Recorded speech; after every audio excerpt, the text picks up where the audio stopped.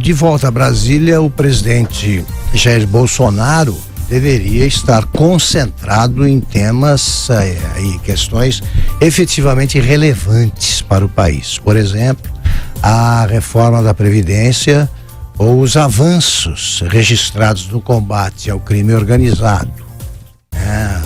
Finalmente foram transferidos para presídios federais de segurança máxima de verdade, chefões do crime organizado, entre eles o Marcola, que é o gerente geral do PCC.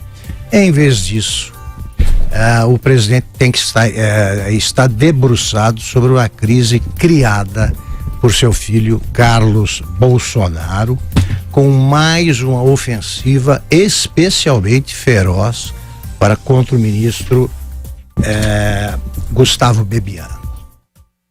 O Gustavo Bebiano foi responsabilizado primeiro pelo Laranjal, que apareceu aí no PSL, que abriga candidatos cuja votação pífia contrasta de forma suspeita com o tamanho da verba recebida para a campanha.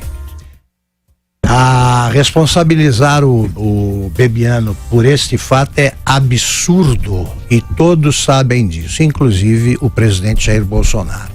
Ele foi presidente em exercício durante a campanha eleitoral do PSL para cuidar exclusivamente da campanha presidencial e de questões pontuais que surgissem em alguns estados.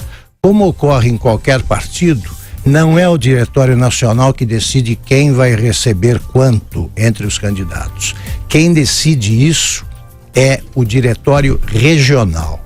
No caso de Pernambuco, onde apareceram candidatos nessa situação, receberam muito, não tiveram voto nenhum.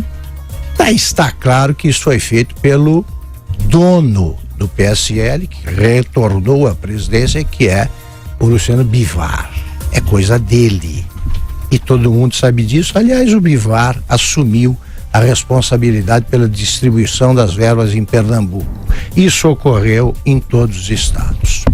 Ainda assim, Carlos Bolsonaro, num tweet publicado ontem, qualificou o Gustavo Bebiano de mentiroso, porque o ministro havia dito que conversara que havia dito que tudo estava bem no governo. Ele havia conversado com o presidente 3 vezes, anteontem.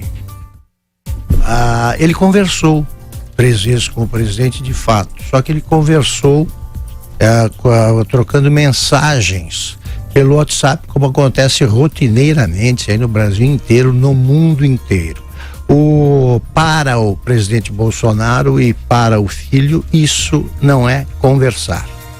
Eles disseram que o Bebiano tinha dito que havia conversado por telefone. Ele não usou esse por telefone em frase nenhuma. Disse apenas que havia conversado.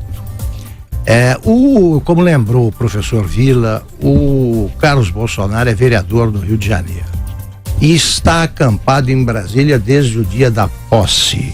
Ele diz no tweet que chama o Bolsonaro, o Gustavo Bebiano de mentiroso. O Carlos Bolsonaro disse que ficou 24 horas ao lado do pai. É o que ele faz desde o dia da posse. Ele fica no gabinete presidencial e testemunha as conversas que o presidente tem. Pela primeira vez na vida, na história, um presidente não tem conversas reservadas ao longo de 2 meses. Não teve nenhuma. Ou só quando, em ocasiões em que entrou alguém e o Carlos Bolsonaro estava almoçando no banheiro e tal. Essa anomalia se agravou agora e o presidente Bolsonaro terá de tomar uma decisão que determinará os rumos do seu governo. Ou ele opta pela permanência, improvável a essa altura, de um ministro que é um colaborador leal e que nada fez de errado. Neste caso, nada ocorreu de irregular partindo do ministro Bebiano, ou então ele deixa claro que nomeou o filho ou para o cargo de conselheiro geral da presidência ou primeiro-ministro. A consequência de, se ele optar pelo filho, ele terá cometido um pecado mortal para militares, a subversão da hierarquia.